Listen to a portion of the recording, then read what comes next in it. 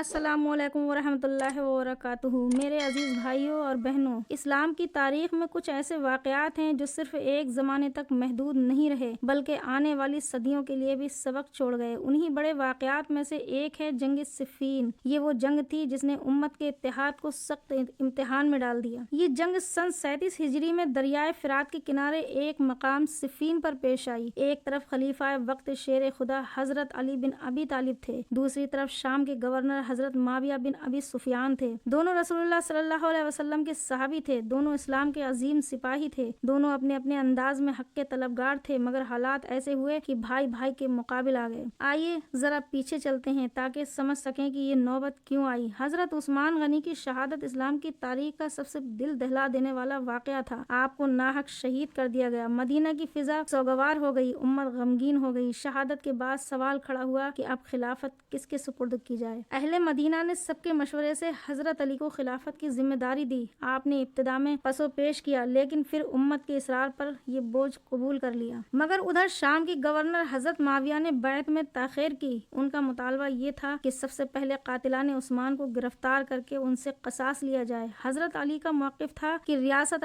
ابھی کمزور ہے، پہلے حکومت کو سنبھالنا اور نظم قائم کرنا ضروری ہے، پھر عدل کے ساتھ قاتلوں کو سزا دی جائے گی۔ یوں ایک طرف فوراً قصاص لینے کا مطالبہ تھا، دوسری طرف پہلے نظام قائم کرنے کی حکمت۔ یہی فرق رفتہ رفتہ بڑے اختلاف میں بدل گیا۔ دونوں طرف خط و کتابت ہوئی، نمائندے بھیجے گئے، دلائل دیے گئے۔ حضرت معاویہ کہتے عثمان مظلوم شہید ہوئے ہیں، قاتلوں کو ابھی سزا ملنی چاہیے۔ حضرت علی فرماتے میں انکار نہیں کرتا، لیکن وقت اور حالات دیکھنے ہوں گے، اگر ہم نے جلدی کی تو امت مزید بڑھ جائے گی۔ اس اختلاف کا کوئی درمیانی حل نہ نکلا۔ آخر کار دونوں جانب لشکر تیار کیے گئے۔ حضرت علی کے ساتھ اہل عراق جمع ہوئے، کوفہ ان کا مرکز بنا۔ حضرت معاویہ کے ساتھ اہل شام مضبوطی سے کھڑے ہو گئے۔ ہزاروں سپاہی، گھوڑے، ہتھیار اور پرچم صفین کے میدان کی طرف روانہ ہوئے۔ صفین کا میدان دریائے فرات کے کنارے واقع تھا۔ ذرا اس منظر کو تصور کیجیے، ایک طرف اہل عراق کے خیموں کی لمبی قطاریں، دوسری طرف اہل شام کے پرچم بلند، گھوڑوں کی ہنہناہٹ، سپاہیوں کی للکار اور فضا میں پھیلا ہوا تناؤ۔ سب جانتے تھے کہ کل بھائی بھائی کے مقابل ہوں گے۔ جنگ شروع ہونے سے پہلے کئی بار صلح کی کوشش کی گئی۔ بزرگ صحابہ چاہتے تھے کہ خون نہ بہے، پیغام بھیجے گئے، بات چیت ہوئی، لیکن ایک طرف قصاص کی ضد تھی اور دوسری طرف حکمت کی بات۔ نتیجہ یہ نکلا کہ صلح نہ ہو سکی۔ پہلا تنازع پانی پر ہوا۔ اہل شام نے دریائے فرات پر پہرا بٹھا دیا اور اہل عراق کو روک دیا۔ خبر حضرت علی تک پہنچی۔ آپ نے فرمایا پانی اللہ کی نعمت ہے، یہ سب کا حق ہے۔ پھر ایک جھڑپ کے بعد پانی سب کے لیے کھول دیا گیا۔ اس واقعے نے دکھا دیا کہ دلوں میں انصاف زندہ ہے، مگر بڑے مسائل اپنی جگہ موجود ہیں۔ پھر وہ دن آ گیا جب لشکر آمنے سامنے ہوئے۔ حضرت علی نے اپنی فوج کو خطاب کیا، اے میرے ساتھیو، ہم اللہ کی رضا کے لیے لڑ رہے ہیں۔ ہماری نیت یہ نہیں کہ ہم مال یا زمین کے لیے میدان میں آئے ہیں، ہم چاہتے ہیں کہ امت ایک ہو جائے اور عدل قائم ہو۔ ادھر حضرت معاویہ نے بھی اپنے لشکر کو خطاب کیا، اے اہل شام، ہم مظلوم خلیفہ عثمان کے قصاص کے لیے کھڑے ہوئے ہیں۔ ہم چاہتے ہیں کہ قاتلوں کو سزا ملے تاکہ امت میں انصاف قائم ہو۔ یوں دونوں طرف اپنی اپنی بات کو حق سمجھا جا رہا تھا۔ صفین سیدھی ہوئی، تکبیر کی صدائیں بلند ہوئیں۔ پہلے انفرادی مقابلے ہوئے، کبھی اہل عراق کا سپاہی غالب آتا، کبھی اہل شام کا۔ پھر دونوں فوجیں ٹکرا گئیں۔ تلواروں کی جھنکار، نیزوں کی چمک، گھوڑوں کی ٹاپیں اور انسانوں کی للکاریں فضا میں گونجنے لگیں۔ یہ کوئی ایک دن کی لڑائی نہ تھی، کئی دن تک دونوں لشکر آمنے سامنے رہے۔ دن بھر تلواریں چلتی رہیں، رات کو کچھ دیر کے لیے لڑائی رک جاتی۔ رات کے وقت کبھی کبھار صلح کی بات چیت بھی ہوتی، لیکن جب صبح نکلتی تو پھر نیزے بلند ہو جاتے۔ اسی جنگ کے دوران ایک ایسا واقعہ پیش آیا جس نے سب کو ہلا دیا۔ حضرت عمار بن یاسر میدان میں آئے، وہ نہایت جوش و جذبے کے ساتھ لڑے اور پھر شہید ہو گئے۔ ان کی شہادت نے دونوں لشکروں کو لرزا دیا۔ سب کو یاد آیا کہ نبی کریم صلی اللہ علیہ وسلم نے فرمایا تھا، عمار کو باغی گروہ قتل کرے گا۔ یہ جملہ تاریخ میں ایک فیصلہ کن نشان بن گیا۔ جنگ کی شدت بڑھتی گئی، زمین خون سے رنگی جا رہی تھی۔ کبھی اہل عراق غالب آتے، کبھی اہل شام۔ ہر سپاہی یہ سمجھتا کہ وہ حق پر ہے۔ تلواریں تھک رہی تھیں، مگر جذبات ٹھنڈے نہ ہوتے تھے۔ جب اہل شام کو شکست کے آثار نظر آنے لگے تو انہوں نے ایک غیر معمولی تدبیر اختیار کی۔ انہوں نے قرآن کے نسخے نیزوں پر بلند کر دیے اور پکارا، اے اہل عراق، آؤ، ہم قرآن کو اپنے درمیان فیصلہ کرنے والا بناتے ہیں۔ یہ منظر دیکھ کر اہل عراق کے لشکر میں کھلبلی مچ گئی۔ بہت سے لوگ کہنے لگے، ہم قرآن کے مقابلے میں تلوار کیسے اٹھا سکتے ہیں، ہمیں یہ پیشکش قبول کرنی چاہیے۔ حضرت علی نے انہیں سمجھایا، یہ تدبیر صرف ہمیں دھوکہ دینے کے لیے ہے، قرآن تو ہمیشہ ہمارے درمیان موجود ہے، ہم قرآن ہی پر عمل کر رہے ہیں، مگر یہ وقت جنگ روکنے کا نہیں، فیصلہ قریب ہے۔ لیکن لشکر کے اندر سے زور زور سے آوازیں آنے لگی، ہم قرآن کا فیصلہ مانیں گے ورنہ ہم آپ کا ساتھ نہیں دیں گے۔ حضرت علی کے لیے یہ ایک کڑا امتحان تھا۔ آخرکار خون رکوانے کے لیے آپ نے بھی حکمیت کی تجویز مان لی۔ دونوں طرف سے نمائندے مقرر کیے گئے، حضرت ابو موسیٰ اشعری اہل عراق کی طرف سے اور حضرت عمرو بن العاص اہل شام کی طرف سے۔ ان پر یہ ذمہ داری ڈالی گئی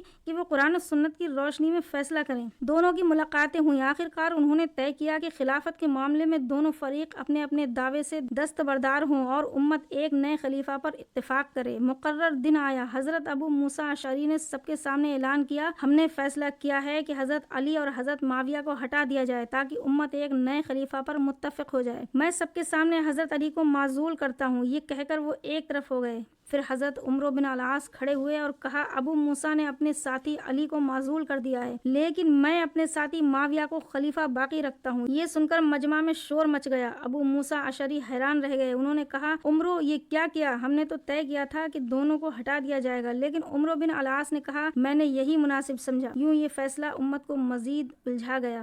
اب صورت حال یہ تھی کہ اہل شام معاویہ کے گرد اور زیادہ متحد ہو گئے۔ اہل عراق میں نا اتفاقی بڑھ گئی اور خوارج نے شور مچانا شروع کر دیا کہ یہ سب گناہ ہے، فیصلہ صرف اللہ کا ہے، انسانوں کا نہیں۔ یہی گروہ بعد میں خوارج کہلایا۔ انہوں نے نہ صرف علی کی خلافت کا انکار کیا بلکہ عام مسلمانوں پر بھی تلواریں اٹھا لیں۔ ہر اس شخص کو کافر کہتے جو ان کے نظریے سے متفق نہ ہوتا۔ حضرت علی نے انہیں بار بار سمجھایا مگر وہ نہ مانے۔ بالآخر ایک علیحدہ جنگ لڑی گئی جسے جنگ نہروان کہا جاتا ہے۔ اس میں خوارج کو شکست ہوئی مگر امت مزید کمزور ہو گئی۔ بھائیو اور بہنوں، جنگ صفین نے امت پر گہرے اثرات چھوڑے۔ سب سے بڑا نقصان یہ تھا کہ مسلمانوں کے ہاتھوں شہید ہوئے، ہزاروں جانیں ضائع ہوئیں، ہر گھر سوگوار ہوا۔ دوسرا نقصان یہ تھا کہ امت کا اتحاد ٹوٹ گیا، فرقے اور گروہ وجود میں آئے۔ تیسرا نقصان یہ تھا کہ خوارج کا فتنہ کھڑا ہوا جو صدیوں تک درد سر بنا رہا، اور چوتھا نقصان یہ تھا کہ خلافت کا مسئلہ دینی سے زیادہ سیاسی بن گیا۔ لیکن ان نقصانات کے ساتھ ساتھ یہ جنگ ہمیں کئی بڑے سبق بھی دیتی ہے۔ پہلا سبق یہ ہے کہ اختلاف کو ہمیشہ صبر، عدل اور بات چیت سے حل کرنا چاہیے، تلوار سے نہیں۔ دوسرا سبق یہ ہے کہ مسلمانوں کا خون سب سے قیمتی ہے، ایک مومن کا ناحق قتل پوری انسانیت کے قتل کے برابر ہے۔ تیسرا سبق یہ ہے کہ قرآن کو صرف نعرے کے طور پر نہیں بلکہ سمجھ کر عمل کرنے کے لیے اپنانا چاہیے۔ چوتھا سبق یہ ہے کہ قیادت کی ذمہ داری بہت بھاری ہے۔